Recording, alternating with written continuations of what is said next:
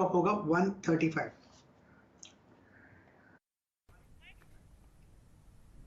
ठीक है, तो थायरोकेयर में खरीदारी करने की सलाह है 980 के टारगेट्स के लिए, और स्टॉप लॉस आप 900 के लेवल्स पर मेंटेन कर सकते हैं। मेटल्स में क्योंकि बाइंग है तो उस अपॉर्चुनिटी को भी ग्रैब करेंगे, और इसीलिए एनएमडीसी पर व्यू जो है वो खरीदारी का है 145 के टारगेट के लिए, और 135 का एक स्टॉप लॉस आप रख सकते हैं। हमारे साथ अब आईएफएल सिक्योरिटीज के डायरेक्टर संजीव भसीन भी मौजूद है। हर रोज उनसे भी हम सिलेक्टिव पिक्स जानते हैं कि कहां पर मौके बन रहे हैं खरीदारी या फिर बिकवाली के।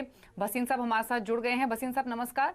पहले तो मार्केट पर एक क्विक व्यू आपका, वॉलेटिलिटी दिख रही है लेकिन बढ़त के साथ फिलहाल ट्रेड हो रहा है, कैसा लग रहा है यहां से आगे बाजार? Good afternoon Deepali. तो देखिए, अब लास्ट वीक को भूल जाइए और अगले हफ्ते 15,000 के ऊपर के दर्शन होंगे।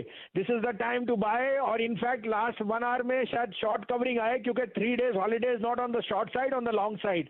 Global cues are extremely positive. Metals are hitting all time highs. और आप बात कर रहे हो कि मंदी है, मंदी कैसे आएगी जब स्टील और cement stocks are hitting new highs? तो बैंक्स में पेसिमिज्म ज्यादा हो चुकी है। This is the time to buy quality banks, क्योंकि मुझे लगता है next week results will be out of the, बहुत बढ़िया रिजल्ट आएंगे। तो 2 मिड कैप बैंक्स हैं जो मैं बहुत बुलिश हूं, और लास्ट मंथ ये सारे ऑलमोस्ट 30% अप थे। दिस इज द टाइम जब फियर है तो लेने का है। आप कहें तो मैं शुरू करूं? बताइए, ये तो क्लियर है कि मिड कैप बैंक से आपने चुने हैं, तो बताइए कौन कौन से खरीदने हैं? तो पहला होएगा, एज ए डिस्क्लोजर, ये दोनों हमारी कवरेज में है, हमारे यहाँ बाई पे है। आरबीएल बैंक सबसे ज्यादा पेसिमिज्म है क्योंकि उसका महाराष्ट्र में बिजनेस है। Let me also clarify, RBL will now be in the top 5 credit card businesses in the country, और वो इतना ज्यादा एक्सपैंड कर रहा है। साथ में उन्होंने कैपिटल भी रेस किया है, तो I think this is a best time to buy RBL. 210-12 का 11-12 का भाव है, 204 का स्टॉप लॉस रखिए, 240 का टारगेट। और 240 का इसलिए मैं कह रहा हूं क्योंकि आपको यहां से 15% की रिटर्न मिलनी चाहिए, so hold on to this stock. दूसरा बाय होएगा आईडीएफसी फर्स्ट। लास्ट मंथ 72-74 बिक के आया है, आज ही कैपिटल रेस किया है कंपनी ने, and at a premium eight 60 rupees. They are also going to be coming out with record NIMs and numbers। 55, 75 और 56 पे है, 8 आने डिस्काउंट पे है, फ्यूचर में लीजिए। 54-50 का स्टॉप लॉस है, 60 का मिनिमम टारगेट।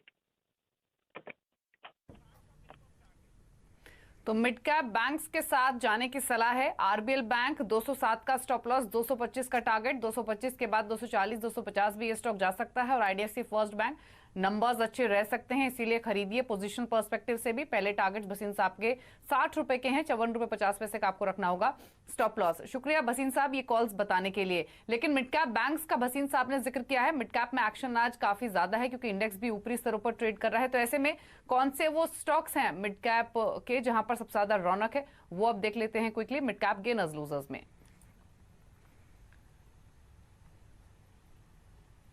और अगर गेनर्स के साथ शुरुआत करें तो मिड कैप के वो स्टॉक्स जहां पर सबसे ज्यादा स्ट्रेंथ देखने को मिल रही है, उसमें कैप्लिन पॉइंट 12.5% ऊपर है। इंडिया बुल्स रियल एस्टेट में 11.5% का मूव है। जीएसएफसी और एस्ट्राजेनेका फार्मा भी 7 से 8% तक की तेजी दिखा रहे हैं। जो स्टॉक्स आज मिड कैप की तेजी में पार्टिसिपेट नहीं कर रहे हैं वो आप देखेंगे तो APL Apollo tubes, brigade enterprises, Ajanta pharma और कमेंस है, जहां पर 2% से लेकर 5.5% की गिरावट है।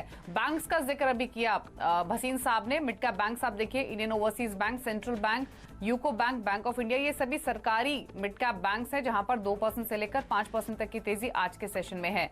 मेटल स्टॉक्स देखेंगे तो NALCO, Welspun Corp, Tata steel, BSL और साथ ही रत्नामणि मेटल्स, यहां भी अच्छी स्ट्रेंथ देखने को मिल रही है और 7.5% तक का मूव इन स्टॉक्स में है आज के सत्र में। केमिकल स्टॉक्स का हमने शो की शुरुआत में भी जिक्र किया। Himadri speciality, Tamil Nadu petro, Bhansali engineering जैसे स्टॉक्स आप देखेंगे तो 8% तक की तेजी आज के सेशन में दिखा रहे हैं।